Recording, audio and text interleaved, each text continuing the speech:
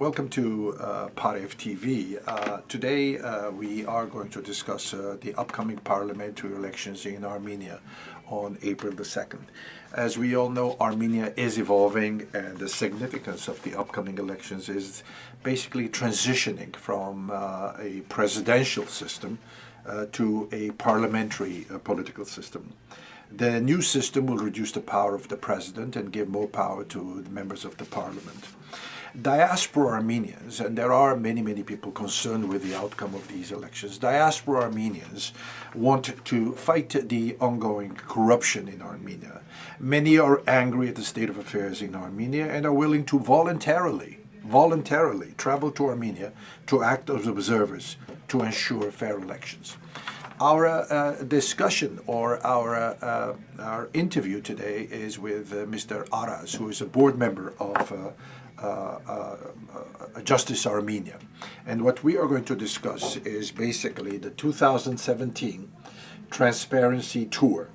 Basically, you're asked, if you're interested, to serve as an election observer and transparency ambassador. This tour to Armenia is scheduled for March the 29th to April the 5th, 2017, to Yerevan, Armenia. And for more information and registration, you may go to their website, www.transparencyarmenia.org.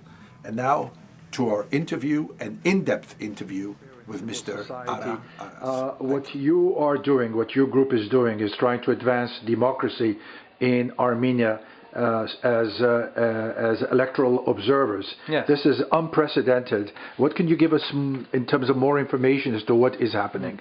So we're trying to support those in Armenia who are looking to advance civil society and the elections. But this is very important because I think it's part of the new Diaspora Armenia reset, in that we are looking to augment the work being done there in Armenia. So this is a very different type of partnership, I think, than we've seen in the past, specifically as it pertains to rule of law, civil society, governance. Because ultimately, the make or break for the Armenian nation, for Armenia as a republic, Armenia as a sovereign state, is that of governance.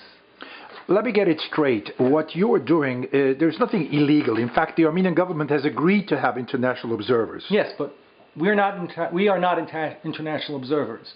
We are augmenting the in-country effort to monitor the elections. So there's a group, which is a coalition, that was put together a few years back, and they also worked on the presidential election. They also worked for the referendum, which was in December of 2015. It's called Citizen Observer Initiative. Transparency International is one of the core groups in this coalition. We are now contributing to their effort. What does the work of an observer entail? What is it all about? What can you really do? Well, you document, you observe, and you document is what you do. And there are 2,000 polling stations in Armenia.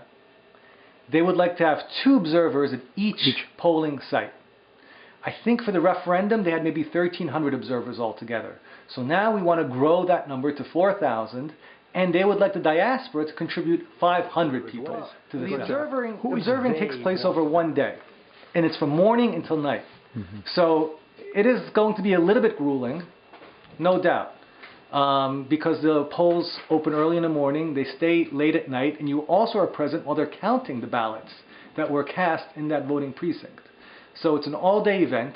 There will be online training that will be ready sometime in February, and we will spend a half a day training the participants before the election. So we're arriving Wednesday as a group. Ara, you have been following developments in Armenia for over 25 years. You know better than many people what is happening in Armenia. Are we offering too little, too late? Yes. Yes, we are. But we have to start, and late is better than never. And that's what we're really looking at. Armenia, the half-glass, half-full paradigm explanation has just offered no understanding to people of what goes on in Armenia. Okay. Ara, there are many Armenians who may not be very clear about your efforts in promoting civil society, in promoting fair elections in Armenia. What is your message to them? What can you tell them in terms of also supporting you in your mission? the most important way that they can support this effort is by encouraging their friends and telling their friends about this initiative and getting them to join. We would be very happy if from the East Coast of the United States we were able to bring 100 people. And that is our goal. A number less than that clearly wouldn't be a failure, but 100 people would be wonderful. And when we bring them there, it's not just our tour is coinciding with the parliamentary elections, but we have a week-long immersion series of events. Okay, we'll meet with activists. We'll meet with activists in workshops, conferences, journalists, opposition leaders. It's going to be very interesting. What will be satisfactory as a result of this work? Once everything is over, what will satisfy you? I think creating a support system for the democracy builders in Armenia. That would make me very happy. And what is that support system we're talking about? We're talking about cultivating like-minded people in the diaspora. We cherish our rights in this country, right? And I think especially now, I think this election, the last U.S. election we had, and it's interesting, right? No one was ecstatic. Most people were not ecstatic about either candidate. And in Armenia, people constantly, in diaspora, we hear people saying that, who's better? Who's better than Serzh Sargsyan? Tell us that. And really, that's not what's important. I mean, oftentimes in life, you're choosing between the lesser of two evils. Right? But what's important is your right to choose. You do not want to compromise and erode that because you're not necessarily happy with the outcome. What's more important is that you remain enfranchised. The Armenian people have been disenfranchised over the last 25 years. And that needs to change. I think what Armenia diaspora has most to offer Armenia is expertise and knowledge, right? The economic development model, I mean, there are professionals in the entire world, right? There's the World Bank and a whole group of sister organizations, and they are professionals in economic development.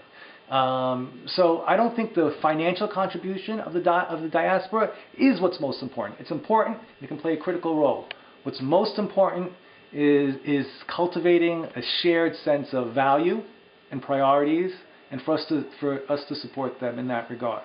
The Armenian government has really dictated, I think, up until now, the space in which the diaspora operates. You can help us with our poor.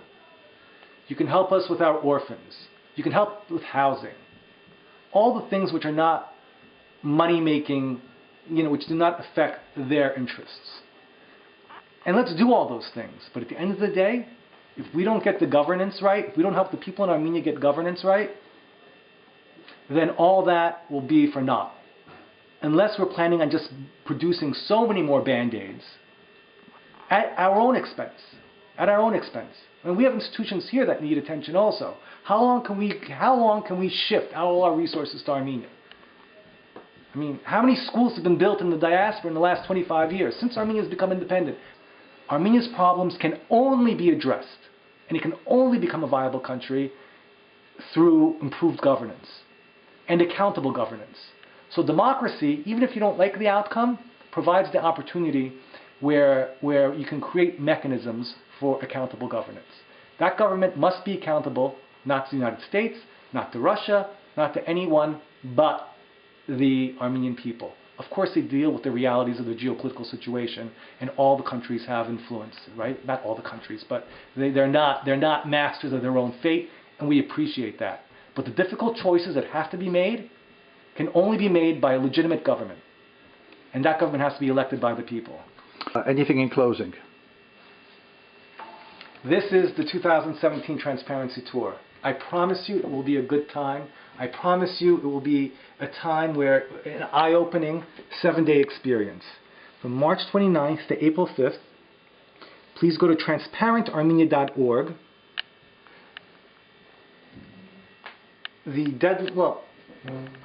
Should I continue about that? Yeah.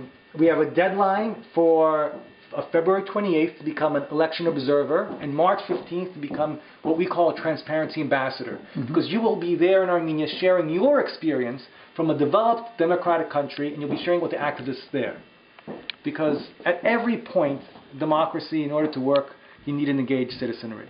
You know, Vartan, մենք համոզված ենք, որ Հայաստանը հաջողելու համար արդար եւ թափանցիկ ընդրություն պետք է։ Եվ Հայաստանի մյուս վտանգները, սահմանի վրա վտանգները ալավելի վտանգավոր են, որտեղ կառավարությունը եւ ժողովուրդը իրարու հետ հասկացողությունի բագասություն կա, վստահությունի բագասություն կա։ Եվ կարծեմ թե անիգա պիտի մեր ճշտամիները կրնան օգտագործել եւ գոկտագործեն։ Եվ եթե խաղաղ ծևով չգտնանք ծևը ժողովրդին փապակները ծևով մակական կետնի վրա իրականացունել կամ ճամփամը դալու կրնան աշխատիլ անադեն վտանգները շատ են ինչպես այս համար վա տակնաբը ցույց տվավ